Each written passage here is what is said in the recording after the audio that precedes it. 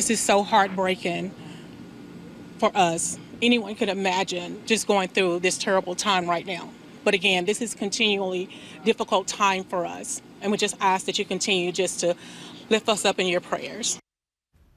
What was supposed to be a week-long celebration at Delta State University, it has turned into a week filled with sadness and grief after a student, Demartravion Trey Reed, was found hanging from a tree. Thank you for joining us tonight at 10 o'clock. I'm Joy Redmond. Investigators say there is a video related to this incident, but they're not revealing any specific details about that video. Reed was discovered hanging from a tree around 7:30 Monday morning. The Bolivar County coroner says the actual incident happened sometime Sunday. However, police not revealing who discovered Reed's body, nor how the 21-year-old managed to get onto the tree. As authorities remain tight-lipped, Reed's uncle is sharing a glimpse of his nephew's life taken far too soon. He always tell me that he had a plan for his life. And many things he wanted. One thing he said he wanted to be a truck driver. He wanted to go to college, he wanted to be a truck driver, because that's what I once were for nearly 30 years. And that's what he wanted to be.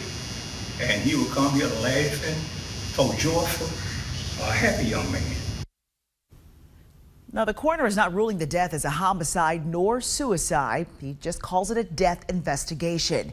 He says more details will be revealed once the autopsy is complete. Just 50 miles west of Delta State University, Grenada, Mississippi, where a small business owner wants to help the family of Trey Reed. Action News 5's Amani Williams explains how she's hoping a cold treat will warm grieving hearts.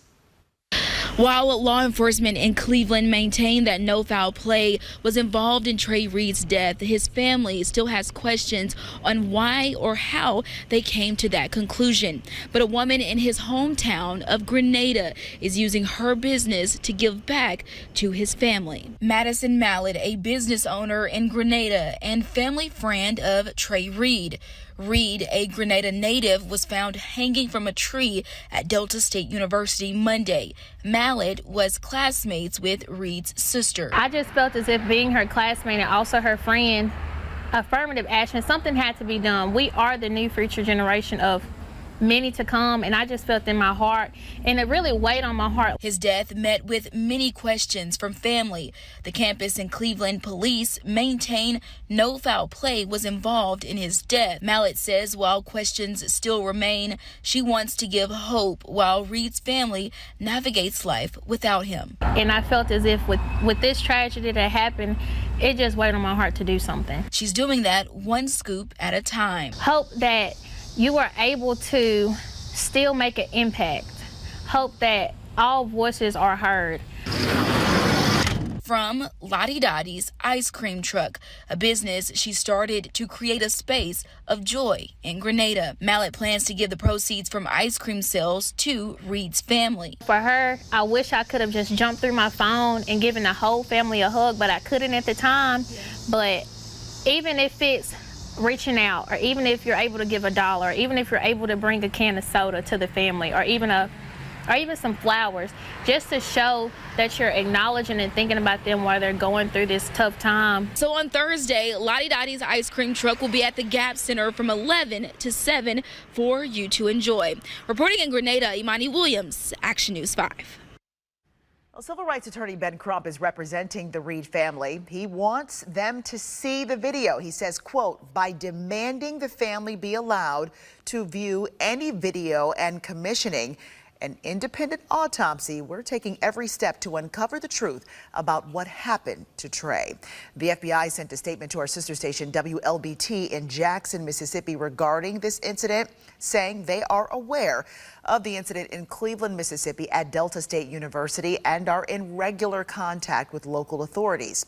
If during the course of the local investigation information comes to light of a potential federal violation, the FBI is prepared to investigate. Now, there's also some historical context to consider when we look at why there is a heightened interest in this case. Mississippi's history of racial violence is a backdrop that many have a difficult time putting out of mind, yes, even in 2025. And some say the headline alone of a hanging harkens back to a dark period in the state's history. Congressman Benny Thompson referenced the state's history of racial violence against African Americans, noting the community deserves both truth and accountability. Similar sentiments are echoed in a statement from the Southern Poverty Law Center that says news of hangings immediately evokes the collective consciousness of those who are deeply aware of Mississippi's troubled past. Senator Solly Norwood explains. And I lived through those times where I've experienced, knowing that, or knowing someone that had a relative that was a victim of that. So it's not something that you can just sweep under the rug and say that this is, no, it's not that simple. And A 2015 case in Port Gibson where a black man was found hanging drew similar attention. His family also called in outside counsel and asked for full transparency. Federal investigators, however, ultimately said there was no evidence to suggest he was killed. Try to wrap your mind around this. There are more than 650 known lynchings in the state that are documented in the Mississippi Civil Rights Museum. 650. That reputation combined with the current political climate is what Senator Norwood says gives many pause about the gruesome discovery of Trey Reed's hanging body.